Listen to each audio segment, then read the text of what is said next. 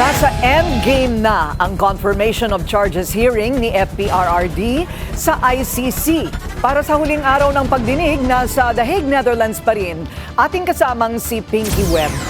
Pinky, kumusta na itong panghuling araw?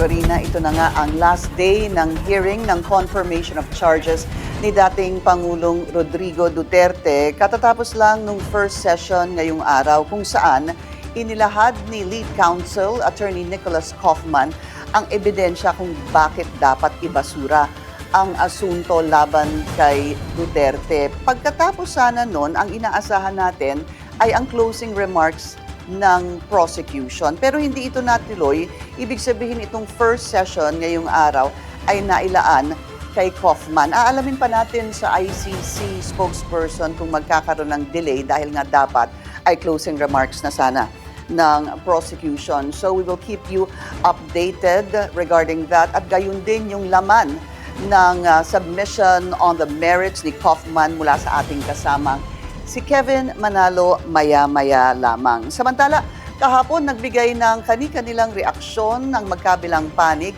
hinggil sa naging presentation on the merits of Attorney Nicholas Kaufman. Ang sabi ng dalawang panig, pareho silang nanalo. Narito ang report.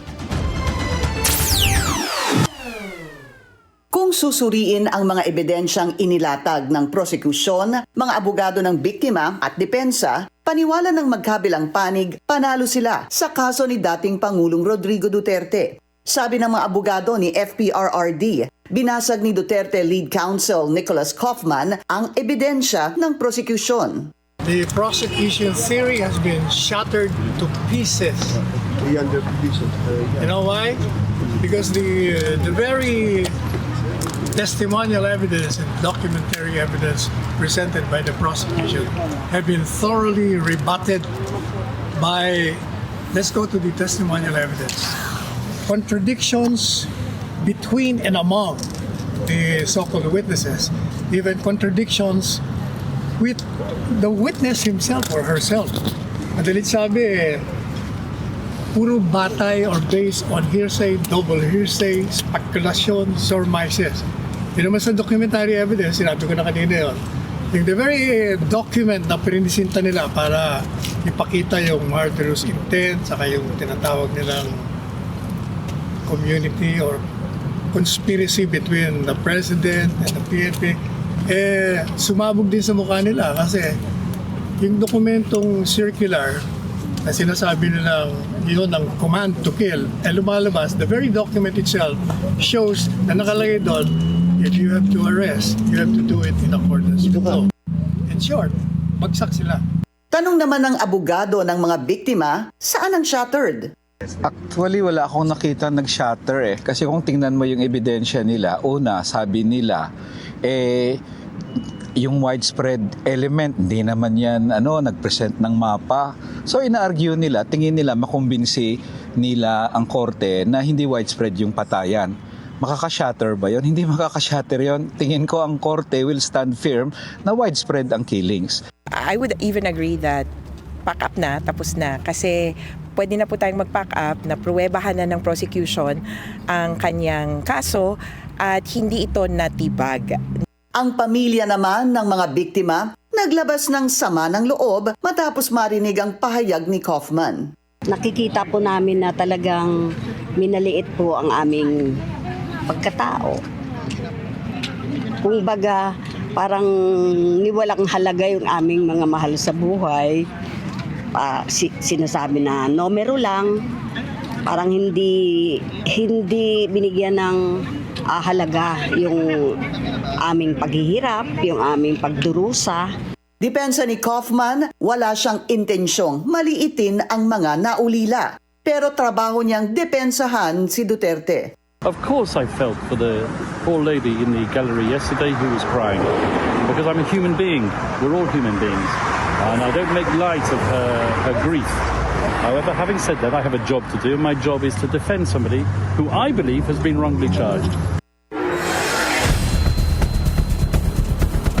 Corina, kagabi nagkaroon din ng prayer vigil ang grupong Duterte Panagutin kasama ang ilang mga pamilya ng mga biktima. Dito, inisa-isa nila yung mga pangalan ng ilan sa mga napatay dahil sa drug war. Ang kanilang saloobin dito, hindi lang ito numero, kundi buhay at pangalan ng kanilang mga mahal sa buhay. So, aabangan natin later on, in a few minutes rather, yung closing remarks ng magkakabilang panig. That should end today's session doon sa confirmation of charges hearing ng dating Pangulo. But also to reiterate, later in the afternoon, 2 p.m. local time or around 9 p.m. dyan sa Pilipinas, magaganap yung tinatawag nga na review of detention ng dating Pangulo. Sa rules kasi ng ICC ay kinakailangang magka-review ng detention once a year. At dahil dinala dito ang dating Pangulo March 14, minabuti ng mga huwes na isama na ngayong araw, isabay na rather ngayong araw, yung review of detention. Ang dahilan dito ay para masigurong hindi ma-endanger o ma-obstruct ang investigasyon o yung proceedings ng korte, gayon din para masigurong makapag-attend ang suspect sa mga proceedings at also to find out if the detention remains necessary. Ang sabi pa nga ng korte, itong bahagi ng review of detention is when applicable para daw mapigilan ang posibleng pagpapatuloy ng pagsasagawa ng krimen. So far, yan ang latest mula dito. Balik sa iyo, Corina.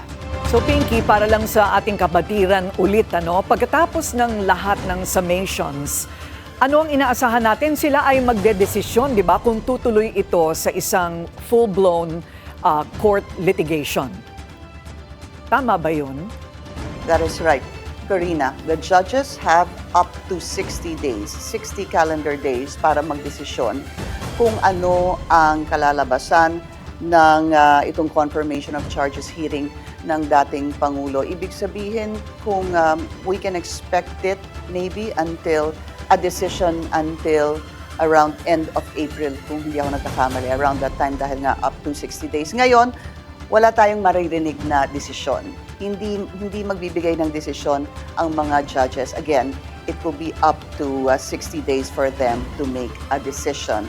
And there are 3 options, Corina. Either they will confirm the charges, pag mangyari yan, matutuloy na sa full-blown trial ang kaso ng dating Pangulo.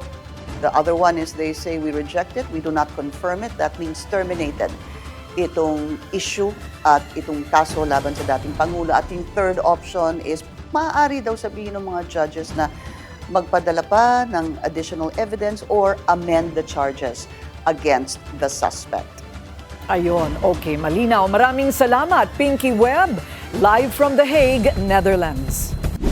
Manatiling nakatutok sa Bilyonaryo News Channel. Sumubaybay sa aming social media accounts at mag-subscribe sa aming YouTube channel para sa mga bago at eksklusibong balita.